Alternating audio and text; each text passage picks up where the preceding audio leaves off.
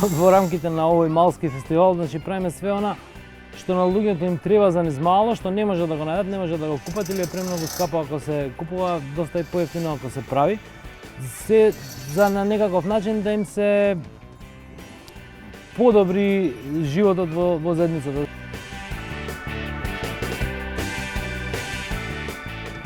Ние имаме преголеми очекувања од младите дека они нив не им треба клупа за пред зграда, зашто не се пред зграда, доаѓаат во парк, одат вамо, одат таму, они се мобилни. Кога зборуваме за мало, кога зборуваме за заедница, зборуваме сепак младите се дел од тоа, меѓутоа ако старите им дадат пример, другчие ќе изгледа.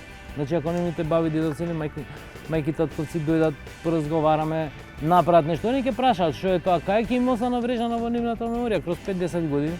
Може би и они ќе дојдат со некои нови генерации на луѓе кои што ќе работат оваа работа. Тие се активни во делот на давање на идеи за каков тип нарубена опрема да се направи. Од другата страна на галеријата имаме една сосема друга ситуација каде што учесници на работилницата за изработка на инструменти се баш најмладите и тоа особено ме прави среќен.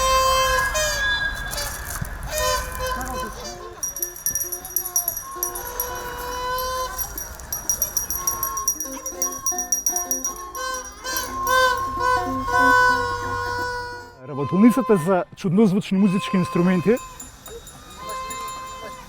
има за цел да поттикне креативноста на децата и меѓу другото да увидат дека освен постоечките музички инструменти може да се измислуваат илјадници, милиони нови други, поинакви уште почуднозвучни од тие што веќе постојат.